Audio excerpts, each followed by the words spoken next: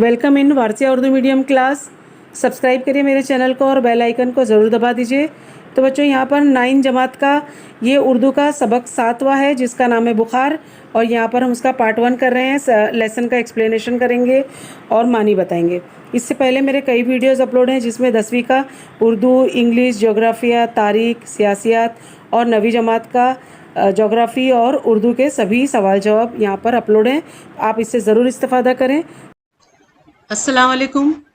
तो बच्चों, यहाँ पर 9वीं जमात का उर्दू का सबक 7 और यहाँ पे सबक का नाम है बुखार। तो हम इसकी सबक पानी करेंगे जिसे डॉक्टर मोहम्मद असदुल्लाह ने लिखा है। पहली बात में हम देखेंगे कि हम इस दुनिया में राहत, चैन और इत्मीनान की ज़िंदगी गुजारना चाहते हैं, लेकिन गम, परेशानियाँ, हादसात और बीमारियाँ हमारा सुकून गारत कर देती हैं। इन सब के ज़रिए कभी हमारी आजमाइश होती है, कभी उनसे हमारी शख्सियत नशोनुमा पाती है और कभी बदलते हुए हालात में हमारे अंदर छुपी हुई कुव्वतें और सलाहियतें ज़ाहिर होती हैं। बुखार और बीमारी की बारे में कहा जाता है कि उनसे हमारे गुनाह झड़ते हैं और सेहतयाबी के बाद हम नए जोश व खरोश के साथ ज़िंदगी के दौड़ में शामिल हो जाते हैं। जान पहचान में हम देखेंगे मोहम्मद असदुल्लाह 16 जून 1958 को अमरावती ज़िला के एक कस्बे वरुड में पैदा हुए। जूनियर कॉलेज की मुलाजिमत से सबकदोश यानी रिटायर होने के बाद से नागपुर में सुकूनत पजीर हैं। उन्होंने इंशाइया के मौजू पर डॉक्टरेट की डिग्री भी हासिल की। मराठी की मज़ाहिया अदब की तराजुम और बच्चों के अदब पर मबनी उनकी किताबें शाये हो चुकी हैं। बूढ़े के रोल में इंशाइया की रिवायत मशरिक व मगरिब की तनाज़र में परपुरज़े और ख्वाब नगर के तसानीफ हैं। इंशाइया क्या है देखते हैं। इंशाइया एक नसरी सिन्फ है। ये मजमून की एक किस्म है। आमतौर पर मजमून में इल्मियत और संजीदगी पाई जाती है। इसके बरक्स इंशाइया में मालूमात की बजाय ख्यालात और तासुरात पेश किए जाते हैं। इंशाइया निगार किसी मौजू के हल्के फुल्के पहलू को शगुफ्ता अंदाज में बयान करता है। इंशाइये में इब्तिदा और इख्तिताम लगे बंधे नहीं होते, बात से बात निकलती चली जाती है और इंशाइया निगार बेतकल्लुफ़ी के साथ इज़हार ख्याल करते हुए हमें अपने हम ख्याल बना लेता है। इंशाइये में मौजू की कोई कैद नहीं, बल्कि किसी भी मौजू से मुताल्लिक़ ख्यालात का अनोखापन और ताजगी में इंशाइये की खूबी छुपी होती है। आमतौर पर लोग चीज़ों को जिस तरह देखते हैं, एक इंशाइया निगार बिल्कुल अलग जाविये से उन पर नज़र डालता है। चीज़ों के बारे में आम लोगों और इंशाइया निगार के ख्यालात मुख्तलिफ होते हैं। तो चलिए सबक को पढ़ के देखते हैं। ज़िंदगी के मामूलात से अचानक तबीयत उचट जाए, पूरे वजूद में एक थकन सी सवार हो जाए और अच्छा खासा सेहतमंद जिस्म चलते चलते रुक जाए तो नखरे दिखाने लगे तो समझ लीजिए आप बुखार में मुब्तला हो चुके हैं। बुखार के दौरान तीमारदारी करने वाले या मिजाज पुरसी के लिए आने वाले लोग जो राहत पहुंचाते हैं, उनकी चंद तसल्ली भरे जुमलों से जो खुशी मैसर होती है, उसकी ठंडक दिल के अंदर तक पहुंच महसूस की जा सकती है।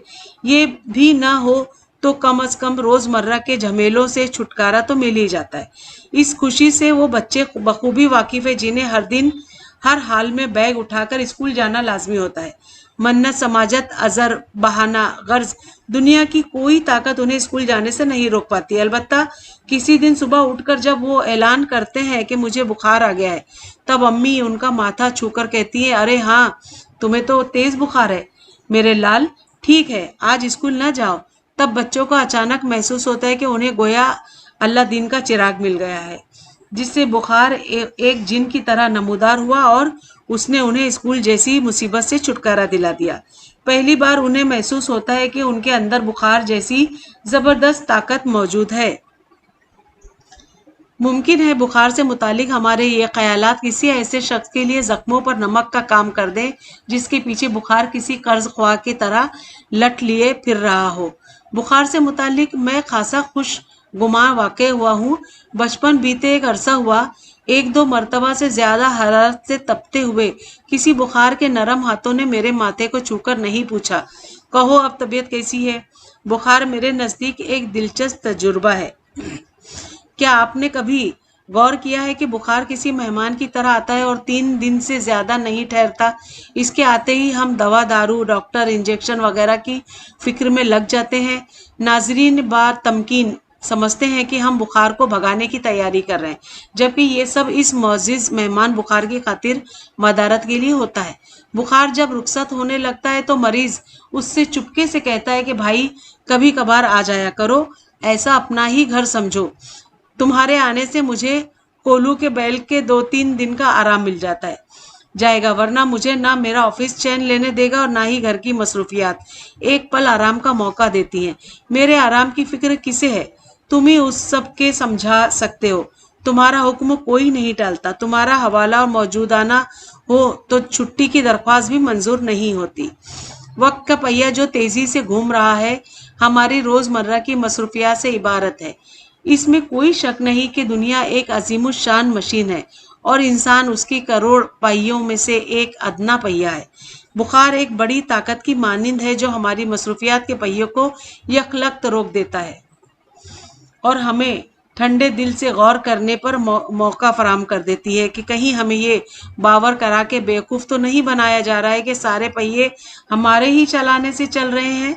بخار میں جہاں مریض کو برے برے خواب دکھائی دیتے ہیں وہیں کچھ حقیقتیں بھی ان پر منکشف ہوتی ہیں. ان حقائق میں انسان کو اپنی بے بسی، کم پرسری اور بے مصرفی کے چہرے دکھائی دینے لگتے ہیں. انسان کے سامنے اس کی شخصیت کے دونوں پہلو آئینہ ہو جاتے ہیں کہ حد درجہ کارآمد سمجھا جانے والا یہ شخص وقت پڑے تو اتنا ہی ناکار سمجھا سکتا ہے. ہماری خوبیوں اور خامیوں کے سارے پتے جب کھل جاتے ہیں اور جن پتوں پر تکیہ تھا وہ ہوا دینے لگتے ہیں، تب آدمی بستر پر لیٹے لیٹے غالب کی اس مصرے پر غور کرتا رہ جاتا ہے. غالب خستہ کے بغیر کون سے کام بند ہیں؟ بخار کے بارے میں لوگ باغ کچھ بھی کہیں، ڈاکٹروں کی رائے جو بھی ہو، ہمارا یقین ہے کہ بخار انسان کی ایک اندرونی ضرورت ہے. بخار ہماری ہڈیوں اور خون کے تہ نشی موضوع میں اندر ہی اندر لاوے کی طرح پکتا ہے اور بے کسی کی زندگی گزارتا ہے. ہماری شخصیت کے وہ عناصر جن کو عدم توجہی اور زمانے کی ناقدری کا احساس بے قرار رکھتا ہے جسم کے اندر ایک جگہ جمع ہونے لگتے ہیں. ایسے تمام بیکل اجزاء کا مجموعہ جسم کے شہر میں بند کا نعرہ لگا کر ہڑتال پر نکل پڑتا ہے. تب جسم و جاں سلگنے لگتے ہیں. بعض اوقات چھینکوں اور چھینکیں آتی ہیں، ٹونسل بڑھ جاتے ہیں، درد سر ہمارے پورے وجود کا احاطہ کر لیتا ہے. تب ہمارے آس پاس موجود لوگ چونک پڑتے ہیں، دوڑے دوڑے آتے ہیں، خیریت دریافت کرتے ہیں. ارے کیا ہو گیا بھائی، بخار کیسے آ گیا؟ اپنی صحت کا خیال رکھو، اس قدر دوڑ دھوپ اچھی نہیں، وغیرہ وغیرہ. اندھا کیا چاہے 2 آنکھیں. ہمارے اندر چھپا بیٹھا بخار بھی یہی چاہتا ہے کہ کوئی ہماری محنت مشقت کا اعتراف کرے، ہمارے حال پر ترس کھا کر ہمدردی کے 2 میٹھے بول سے ہمارا کلیجہ ٹھنڈا کرے. عام حالت میں یہ ساری فضا مفقود تھی. بخار کے آتے ہی موسم بدل جاتا ہے.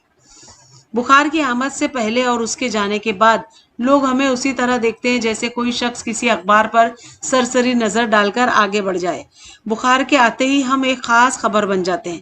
زندگی کا اصل مزہ تو انہی لمحات میں ہے جب آپ کسی وجہ سے لوگوں کی توجہ کا مرکز بن جاتے ہیں. بخار کی حالت میں ہمارے عزیز و اقارب اور دوست ہمارے قریب آ جاتے ہیں.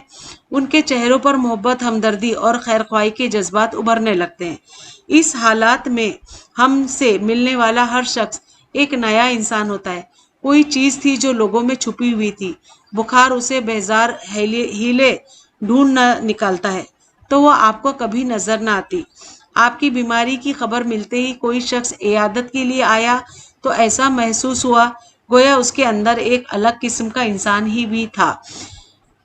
مجاز پرسی کے لمحوں میں وہ معصوم، نرم دل، اپنائیت سے بھرپور اور پیارا سا انسان کھٹ سے باہر نکل آیا اور ہر طرف ایک خوشگوار سی محبت بھری فضا قائم ہو گئی. چلیے ہم اس سبق کے معنی و اشارات بھی دیکھ لیتے ہیں.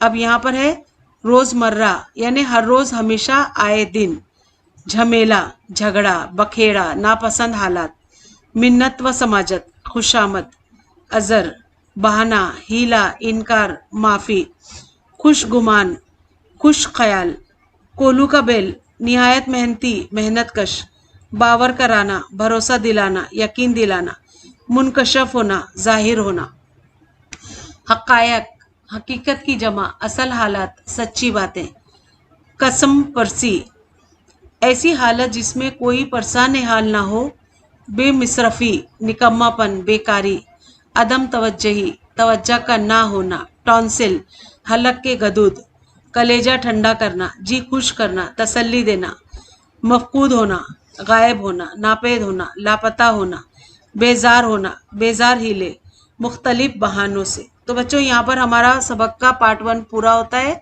यहाँ पे हमारी सबक ख्वानी मुकम्मल हुई। तो मैं उम्मीद करती हूँ आपको अच्छा लगा होगा और मानी के साथ समझ में आया होगा।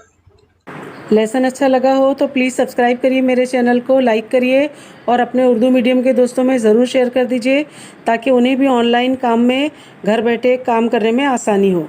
और कोई भी डाउट हो तो कमेंट बॉक्स में आप मुझसे पूछ सकते हैं। तो बच्चों मिलते हैं पार्ट 2 में, तब तक के लिए बाय बाय, टेक केयर।